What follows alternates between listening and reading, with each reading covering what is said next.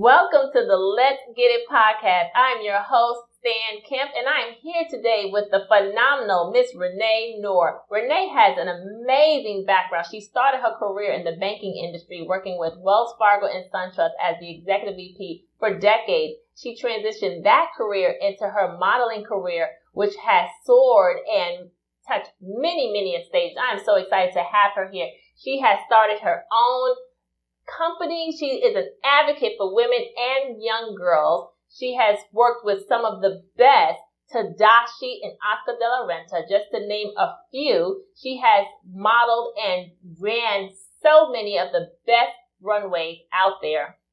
Been invited to some of the best events. I'm telling you, this woman has traveled the globe. She has worked with Ebony's Fashion Fair. She has been on many magazines, have won many awards. Jet, Ebony, you name it, she has been there, she has seen it, she has done it. I am super excited to have her here and tell you all about the marketing and branding because she has seen some of the best marketing and she's a perfectionist, might I add. So I would love to turn this corner and my dear friend, Miss Fabulous Renee Knorr. Look at this beauty. Isn't she beautiful? Oh, I'm super. And you're rocking this green, I have to say. Well, thank you. Money green, huh? I'm grateful to have you in my life. So oh my gosh, it's been a blessing. It's been a blessing. Yes. God certainly knows how to put people in the right places at the right time. I must say he does. And congratulations on your show. Thank you. So I'm super excited. Thank yes. you. And thank you for being a guest here. I know you're super busy, and I thank you for taking the time to be a part of this show. My pleasure. Well, let's just jump right to it because I know they want to hear all of these wonderful things all in that brain of yours. Okay. And by the way, this hair. I love it. Thanks to my Jazzy. You know everyone can't rock big hair. Oh, no. And you do it well. Well, thank you. It was like one of those transitions, I wasn't sure, but for 2020, I wanted to do something different. Oh, my I wanted to get out of my comfort zone. Yes. And I'm falling in love with her. I love it. You know, it's so funny. One of my dear friends says, his daughter, and he's one of my celebrity friends, his daughter's like, oh my God, when you walked through the house, I thought you were Diana Ross, or Angela Bassett. Oh my goodness. So both of those, I have no problem being characterized or even looking Absolutely. Gorgeous women. Absolutely. And moguls in the industry, oh of my course. God, yes. Compare me to some Diana Ross. Well, let's just jump right to it. I definitely want to know, you were initially in the banking industry for a few decades and built an amazing career in that lane. How in the world did you transition from being an executive, having an executive role with a major bank, and transitioning into the modeling career? How did that happen? Oh my goodness. Well, that's definitely, it's interesting because coming from New Orleans, Louisiana, that's where I was born, I did another transformation too. So I first never even thought about even getting into the modeling industry. That never was my thing. That's what they say. But I lost about 75 pounds. Wow. And once I lost the 75 pounds, it gave me an opportunity to really redefine who I was. So when I got into a little bit of, I would say, we used to call like the chitlin circle, kind of like going to do and look at little fashion shows at, I would guess you would say more or less churches, some of the mom and pop places.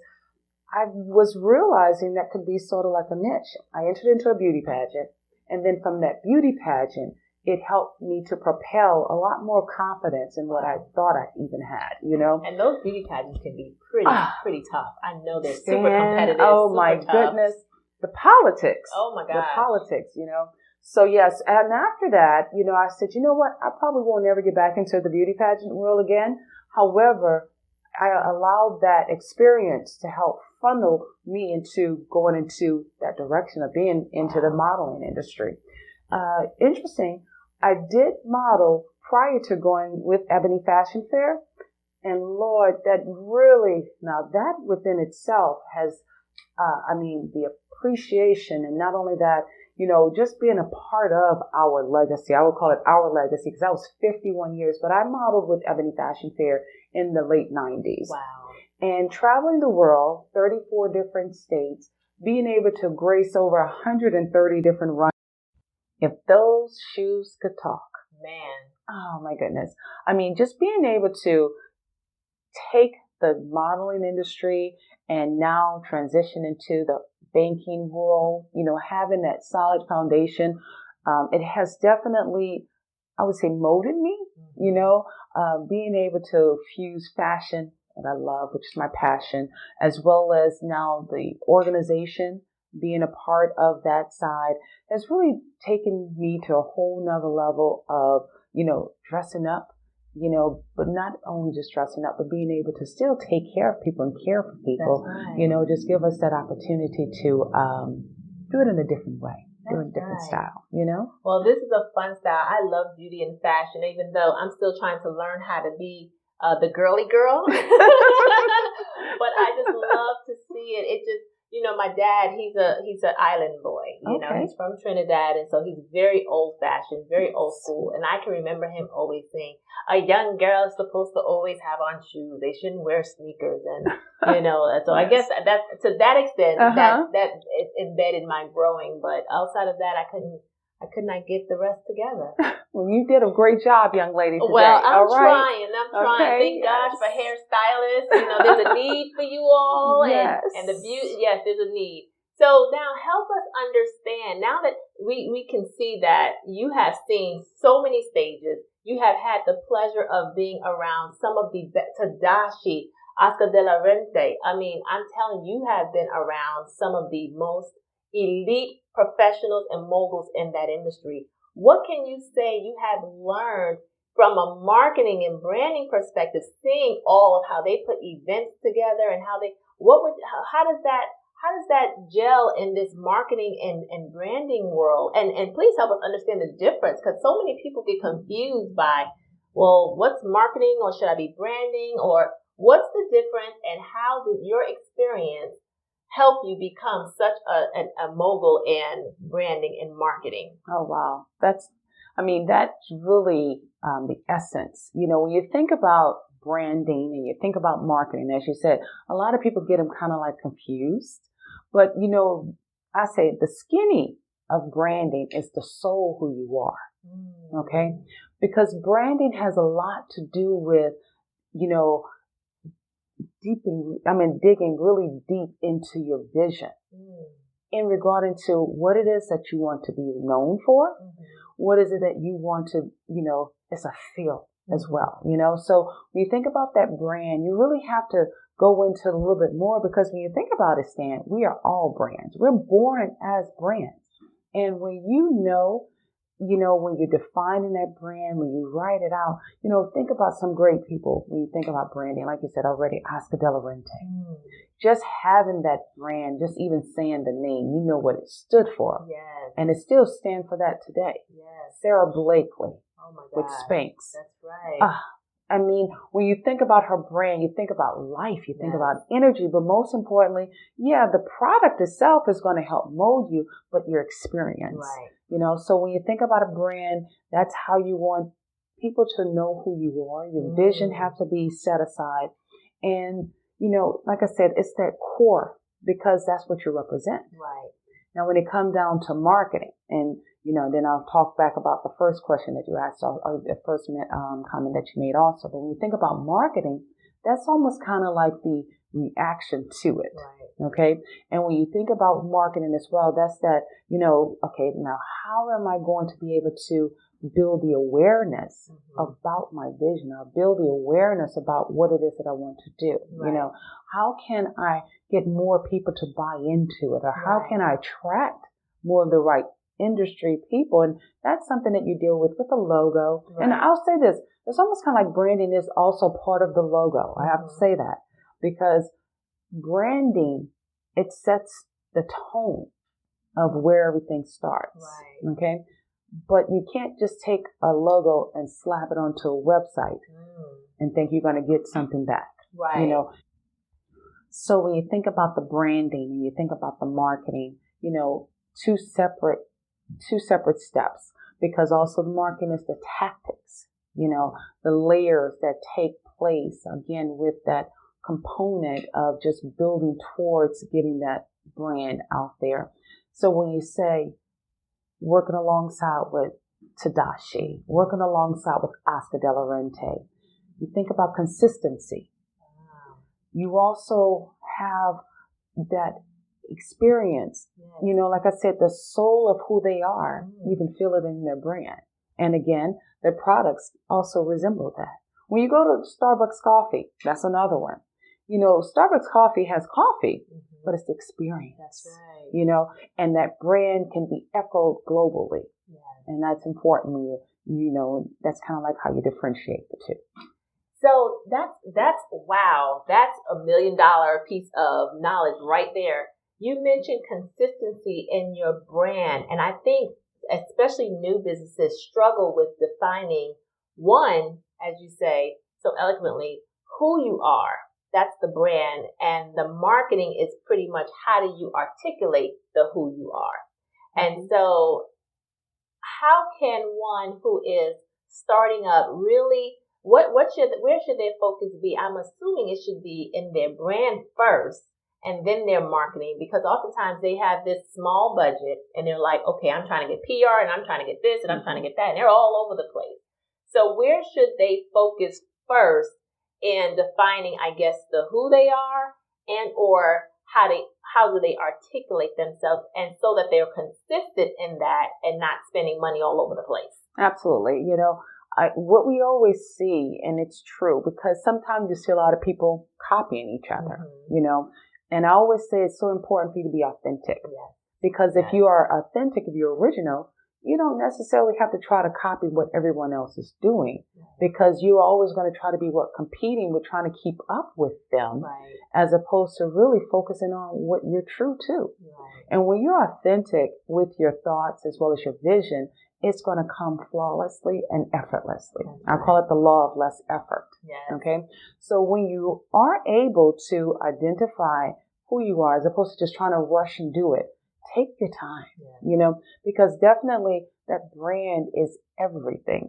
You even notice some people don't even want to do business with a certain company or even with a different brand or with another brand because of what they stand for or maybe lack of. So it is definitely important for you to make sure that vision is crystal clear, and you don't have to rush it. And I'll share this experience with you. This is my heartfelt experience. You know, I came about with the whole name of the Global Women Wealth Warriors in 2018, not knowing, but I did know the purpose. Okay. I knew the purpose of wanting to always help other women in that focus of financial literacy, because there's such a huge gap that we miss. I didn't understand how I was going to do it. Didn't know what the legs need to have. And I'll be honest with you, I didn't even have a website back then. Now that here we are, 2020, okay, not only do we have a website, we have the right legs in being able to express the brand without losing focus of what it stands for. Now it's even a bigger effect. And that's when you know you're doing the right thing. The consistency, you got to keep grinding at it day in and day out. But that passion, and not only that passion, but also when you are in alignment with God, in alignment with yourself, you can't help but flourish to the next level. Now, I did take a look, and I mean, I've known you for some time. That Global Women Wealth Warriors platform and brand is amazing. And I can tell in the branding creation of that, you had to be a forward thinker, because number one, you said global right out the bat. So you already knew this was more or bigger than just the United States. You were going global with this, and you have gone global with this. Now you have women all over tapping in and chiming in into this women wealth warriors, because they want to be a woman wealth warrior. And so, you know, what would you say to someone coming in who does not know how to even identify their brand? What are some of the, I guess, the starting tips you can suggest for them to figure out, well, okay, how do I even begin to figure out my brand? I have a great product. I'm a great person, but I'm not sure how to begin telling someone, because PRs, all they do is say, well, what do you want to do? Mm-hmm. And they're sitting here like, I don't know. Right. So what are some things that they can do to help them identify a strong, lasting brand? Well, I always want to know people's story, okay? Because the story is the echo of what it is that you're focused and you're driven towards, right. Okay? So with that, I always ask any and everyone, what are you passionate about? Yes. Before you even get into anything, because what you do everything, and what you do anything is how you want to do everything. So if you start with passion about something that you're just so dear to your heart, it's going to just continue on building. And you don't have to rush at it. Right. I see a lot of people trying to rush their thoughts and their, their dreams without taking the time to plan it accordingly. Right. So even if you don't know, prime example, especially with this season that we're in, we're dealing with COVID-19. Yes. COVID-19 has not only been a blessing, and it has been, I would say, a curse as well. Yes. Throughout the chaos, it's like you literally have to find the positive. And with the positive moments, this has allowed most of us to do what? To come back and start using this. Yes. We had to start thinking outside of the box. Literally, we had to realize, I got to love myself, because you're with yourself all this time, right? What is it that you can do from your business standpoint and get off of social media, I would say? Get off of social media and focus on your business. And even if you don't have a business, get one. That's right. Okay? That's For right. all of those people who are focusing on a 9-to-5, nothing's wrong with a 9-to-5, but I do encourage people to definitely focus on becoming business owners. And the reason why, because that's the way that we are. You're at home right now. And if you don't know, find out what you're passionate about. Yes. Because if you're passionate about what you're doing, you're going to have fun with it. Yes. One of my great mentors, male mentors, this is because, of course, mom is up at the top alongside with Oprah. Oprah, yes. But you can't forget Oprah. Can't forget Oprah. Oprah, woo! Yes. Salute you, girl. But Richard, I would call him Sir Richard Branson. Sir Richard Branson. I had the pleasure of meeting Sir Richard Branson in London. And oh my goodness, this is my mentor. And I travel all the way to London, and I was like, oh my God, I'm going to meet him. Oh my God. That had to be nerve-wracking. Oh my goodness. Wow. But he was so humble. Oh, and I mean, that just lets you know what he has been doing and the impact that he has made on so many people's lives. And he has fun with it. And those are some of the things that I always remember. Whatever you do, have fun with it. Oh, yes. Have fun with it. Yeah. So I encourage all of our entrepreneurs, or even those who are trying to find their way, because it's okay. Please have fun with your business. Yes. Because if you don't have fun with your business, you may see what somebody else is doing, and you may even try to copy them, but it's not going to last. Yes. And it's not authentic. It's not authentic. So that's why it's not going to last. Right. And that's where the consistency come into place. Find your way. And it's okay for you to start something new, even if it starts with just having one customer. Stay consistent to that one customer. And you know what? A referral business, a referral customer from that client that is happy with you is going to start building your business. But you've got to at least plan it out, strategically, but stay focused on what it is that you are passionate about doing. So what I am totally understanding is that brand is real. You have to focus on your brand, and then from there, then you can understand how to market and put your brand out there.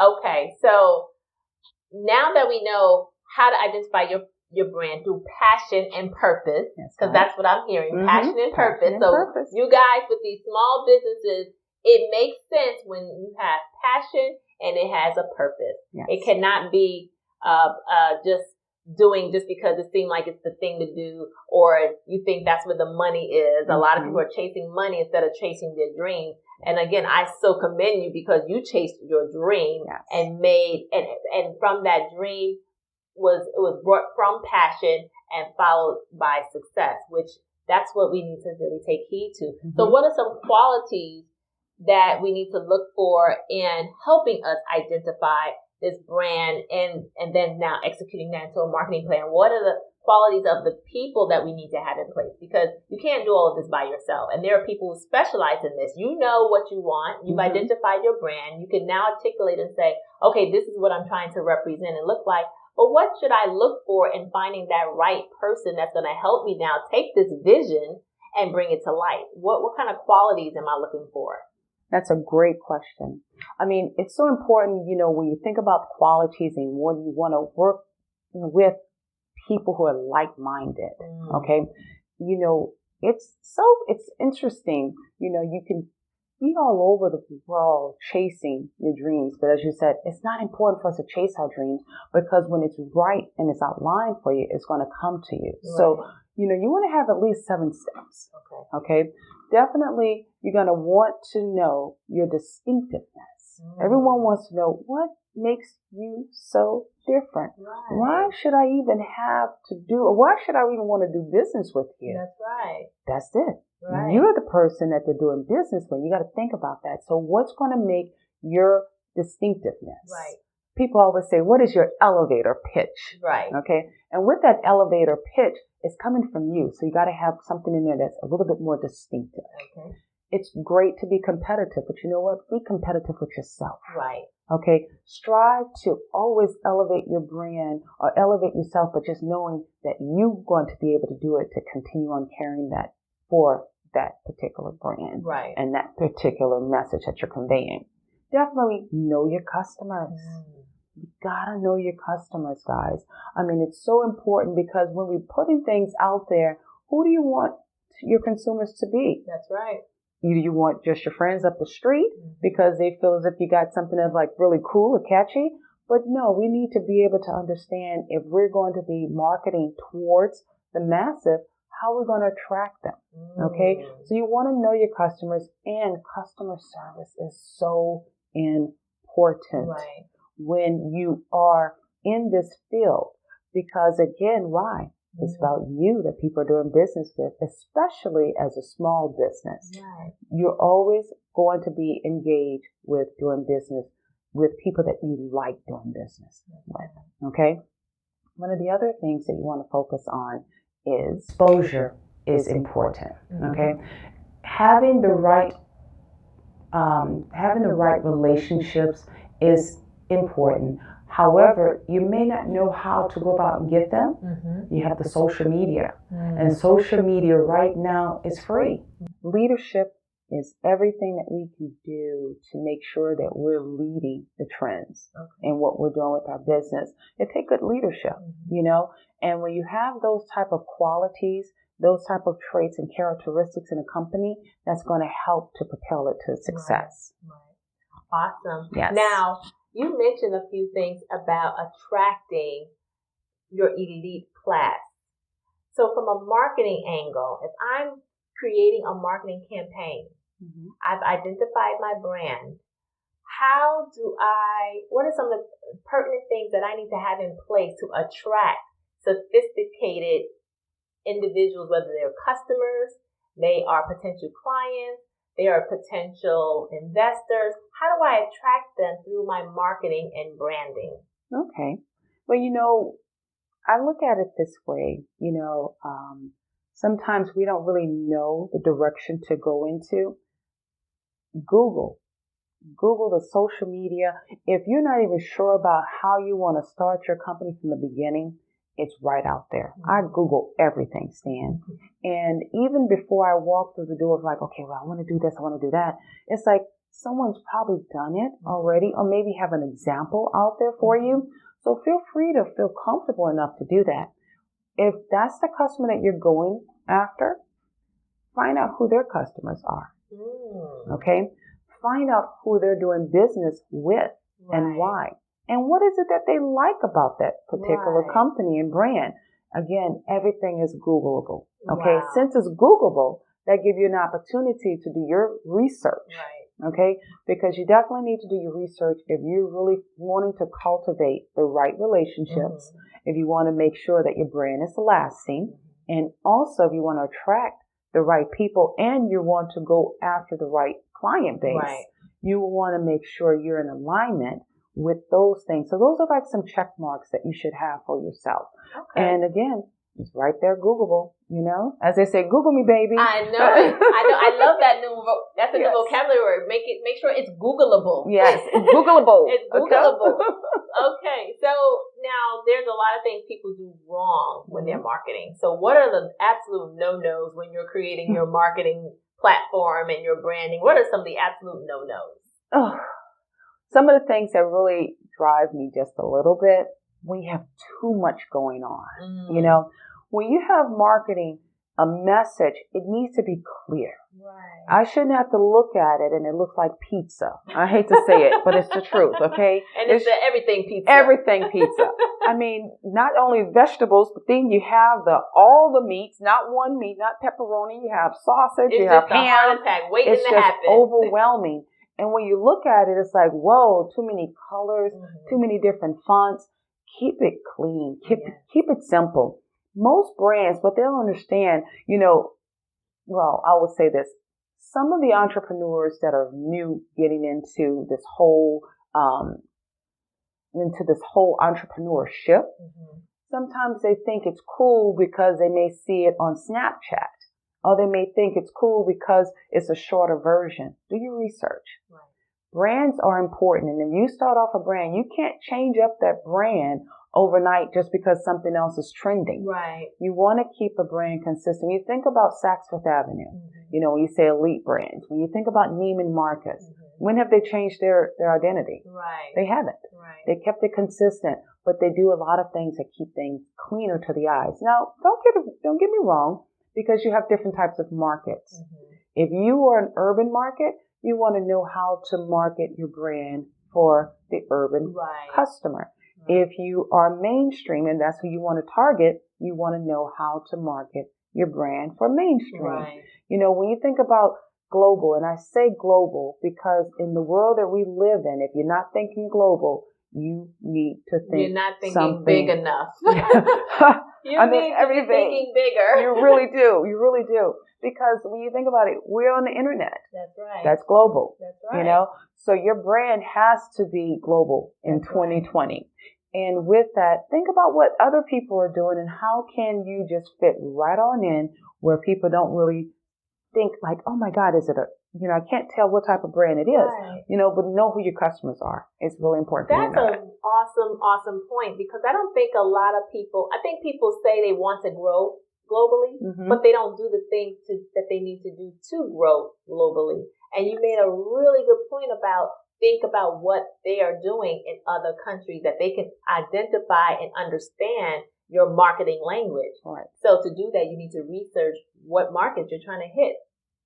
Domestically, locally, or globally. Right. So that is definitely an awesome nugget. So now, if I am putting together a marketing campaign, and in my budget, because I'm now finance, my passion is numbers. Right. So now I'm looking at you saying, okay, you're telling me all this long list of all the things you want to do for your marketing budget, and then I look at your financial resources and I say, these two things do not jive.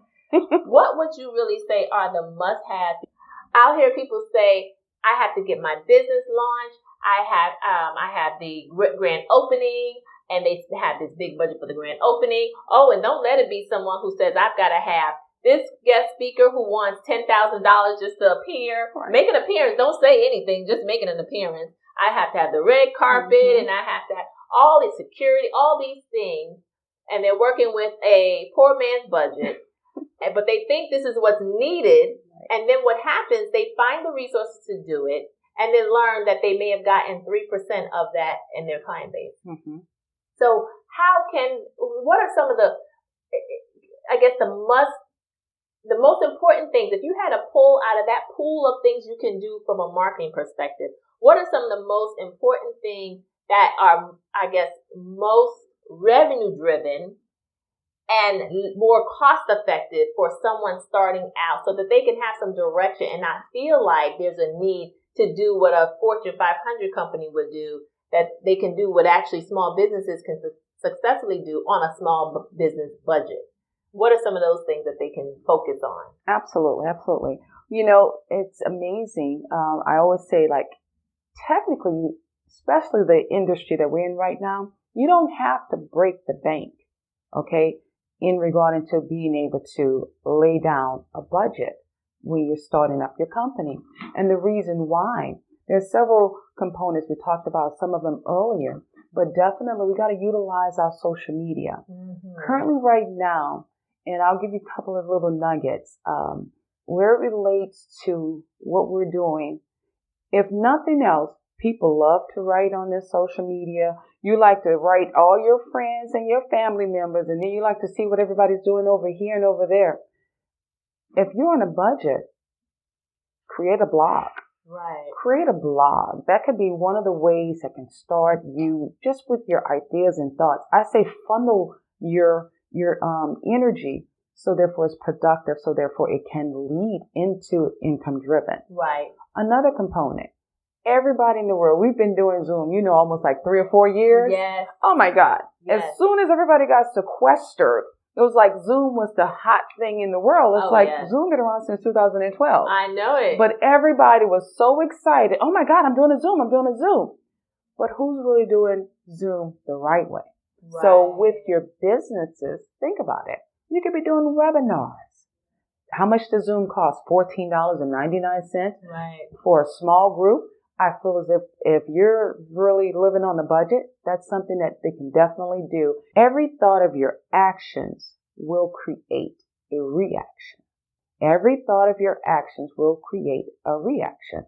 So with that being the situation where we're in today, start really taking the time to realize we don't need a lot of money anymore, because right now where we are, and I said everything is Googleable. You can literally get a logo created online now for hardly anything. Back in the day, it used to cost thousands and thousands of dollars to create a website. You can create a website for $200. Right. There's so many different templates out there, from GoDaddy to Wix. So there's so many different components now that's really trying to focus on being affordable. Right. Okay. When you have a budget, keep in mind, you do have to have some kind of money. Right. Okay? Right. And another component to that, the government is giving away so much money right they now. Are. Small businesses, take advantage of it's this. There. Existing businesses, take advantage of this. And even for those who are starting up, as long as you've been around for more than 2 years, take advantage of it. And allow that to be poured right back into your business, so you can keep on thriving and flourishing to new levels. Man, you have given some amazing nuggets, from being consistent, being passionate about what it is you're doing, finding your purpose. Oh man, it's just so much information, guys. And I hope you all been taking notes, because I'm taking some mental notes, and this is what really makes your business soar. It's you, which she has identified. The branding is you. You are your brand. So that's why it's important to be passionate about what you're doing, because you are the brand. You are the purpose. You are why your business should exist, and why someone should choose you over another business. So by all means, don't break the bank. Utilize yourself. And I'm telling you, don't break the bank, because then you'll be knocking on my door telling me that you are undercapitalized and you need more funding. So let's not break the bank. But be intentional. Be intentional on purpose. You do not need to have a major launch. Right. We can utilize social media. Mm-hmm. We can definitely utilize creating your own logo, or even finding inexpensive help and support by Googling. Google is your friend. Yes. And so, Miss Renee, I have to say that you have dropped some nuggets. I am super excited. This is important for businesses, because outside of payroll, marketing is like the second largest line on financial statements. Yes. And so that's why there's so much attention to that line and what's the right approach, because that line is based on the size of the business. So when you're a small business, you have a really small line, but yet you still have the needs of a mid-sized, large business. So the challenge for a lot of those people are, well, how do I have a happy medium? And you've given some amazing tips on how to do that. So I really appreciate you. I appreciate your time. And man, wasn't she wonderful? So guys, Thank you for tuning in. We are on the YouTube channel. Follow us on YouTube. Like us, subscribe, comment, like, share, all that good stuff. I tell you all the time, share with the people you like, share with the people you don't like, share with your children. This is some great, and especially share with these young entrepreneurs, because this is the new wave. This is the new wave of business, and we want them to really soar at this, because that's our future. And these are the ones who are definitely going to break these disparity gaps that we're trying to break. So guys, this was amazing. You are amazing. Thank you. You're a beast in your own right. Yes. We love you. You Closing too. financial gaps 1 million at a time. Let's get it.